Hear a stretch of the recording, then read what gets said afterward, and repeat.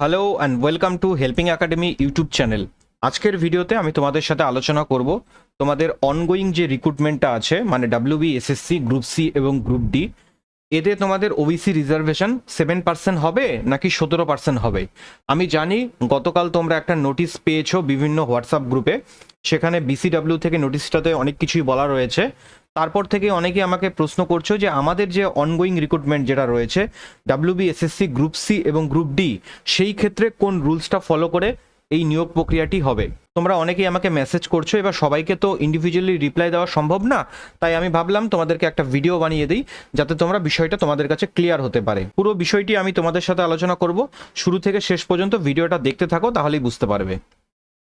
দেখো, একটা প্রচলিত ভ্রান্ত ধারণা রয়েছে, যেহেতু ডাব্লিউবি, এসএসসি, গ্রুপ সি এবং গ্রুপ ডির যে এই রিক্রুটমেন্টটা যেটা রয়েছে এটা কোর্টের তত্ত্বাবধানে হচ্ছে এবং 2016 সালের সেটা বাতিল হয়ে 2026 সালে এসে তোমাদের পরীক্ষা হলো 2025-এর নোটিফিকেশনে। তাই অনেকের মনে এটা প্রশ্ন থাকতে পারে, যেহেতু 2016 সালে তখন 17% ওবিসি ধরেই তোমাদের নিয়োগ প্রক্রিয়াটা হতো, তো অনেকে ভাবতে পারো যে এখনও হয়তো তোমাদের ওই 17% ধরেই হবে। যেহেতু গত দুদিন আগেই দ্য টেলিগ্রাফ নিউজ পেপারে একটা আর্টিকেল প্রকাশিত হয়েছিল, সেখানে স্পষ্টভাবে বলা ছিল যে 17% ধরে তোমাদের নিয়োগ প্রক্রিয়াটা হবে।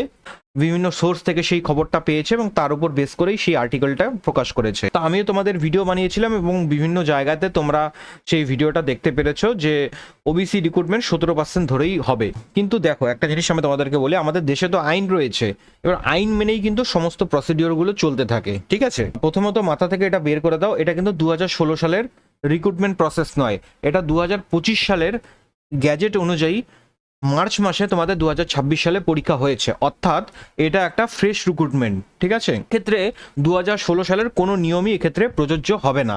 তাহলে কি হবে, চলো দেখতে থাকি। দেখো, ব্যাপারটা কি হয়েছে, ব্যাপারটা এটাই হয়েছে, 22শে মে 2024 সালে আমাদের কলকাতা হাইকোর্ট একটা রায় দিয়েছিল। সেই রায়ে কি বলা হয়েছিল, সেই রায়ে বলা হয়েছিল রাজ্য সরকারের যে ওবিসি তালিকা রয়েছে এবং সংরক্ষণের পদ্ধতিকে সম্পূর্ণ বেআইনি ঘোষণা করা হয়।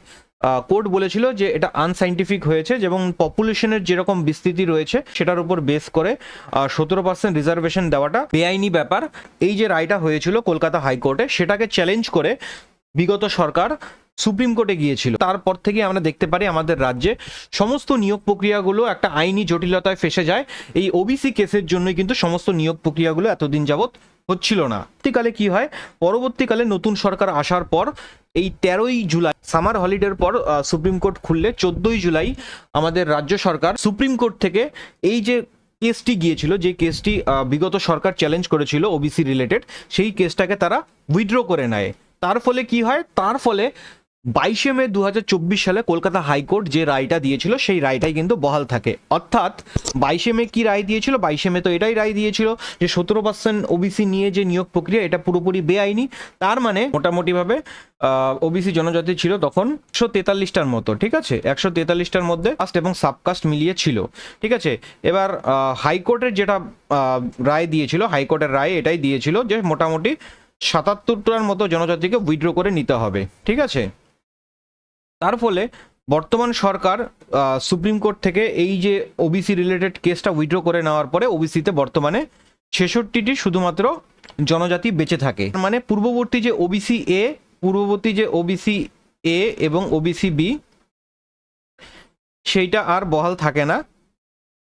ওবিসি এ, ওবিসি বি সেটা আর বহাল থাকে না, শুধুমাত্র রাজ্যে ওবিসিটাই শুধুমাত্র বহাল থাকে, ঠিক আছে? এটাই কিন্তু সর্বশেষ আপডেট এটাই রয়েছে। তার ফলে কি হয়, ওবিসি ক্যাটাগরির যে 10% যে সংরক্ষণ ছিল, সেই ওবিসি ক্যাটাগরির 10% সংরক্ষণটা বর্তমানে 7% সংরক্ষণে এসে দাঁড়ায়, ঠিক আছে?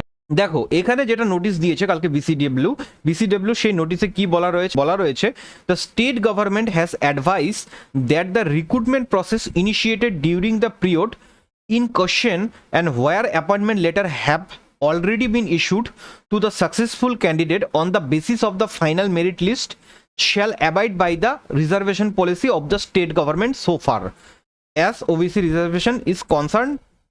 এটা বলা রয়েছে, এর অর্থ এটাই বলা রয়েছে, স্টেট গভর্নমেন্টকে এটাই অ্যাডভাইস করা হচ্ছে যে যে সমস্ত অনগোয়িং রিক্রুটমেন্ট প্রসেসগুলি চলছে এবং যেখানে অ্যাপয়েন্টমেন্ট লেটার ইস্যু করা হয়ে গেছে অর্থাৎ যেখানে যে সমস্ত রিক্রুটমেন্ট প্রসেসগুলো অনগোয়িং চলছে, অর্থাৎ 22 মে 2024 সালে কলকাতা হাইকোর্ট যে জাজমেন্ট দিয়েছিল, সেই জাজমেন্টের পরে যে সমস্ত নোটিফিকেশনগুলি প্রকাশিত হয়েছে, যে সমস্ত অনগোয়িং রিক্রুটমেন্ট প্রসেস চলছে, সেক্ষেত্রে সমস্ত রিক্রুটমেন্ট প্রসেস যেখানে অ্যাপয়েন্টমেন্ট লেটার ইস্যু করা হয়ে গেছে, সেক্ষেত্রে 17% ওবিসি বহাল থাকবে।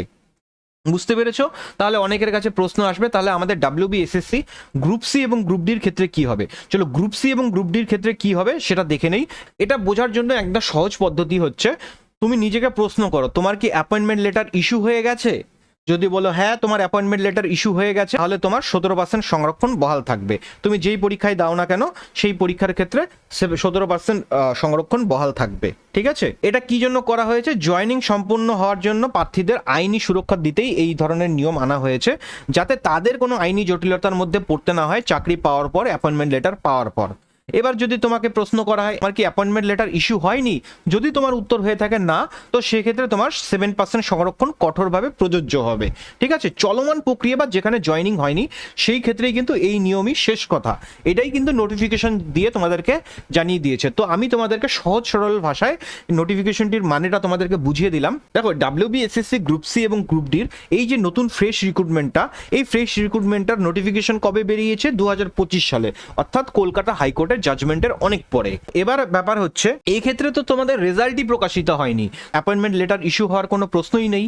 তাহলে নিঃসন্দেহে তোমাদের WBSSC গ্রুপ সি এবং গ্রুপ ডির ক্ষেত্রে কিন্তু 7% ওবিসি রিজার্ভেশন এটা কিন্তু হবে। ক্ষেত্রে কোনো ওবিসি এ ওবিসি বি হবে না, শুধুমাত্র 7% ওবিসি ধরেই তোমাদের রিক্রুটমেন্ট প্রসেসটা চলবে।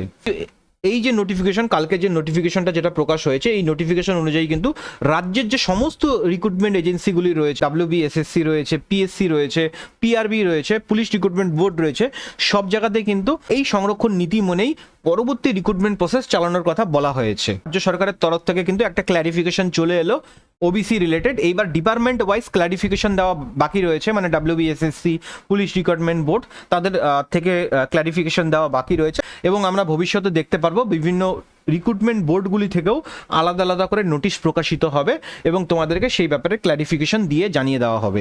আমি জানি তোমরা অনেকেই কনফিউজড হচ্ছিলে, আশা করবো এই ভিডিওটা দেখার পর তোমাদের সমস্ত কনফিউশন ক্লিয়ার হয়েছে।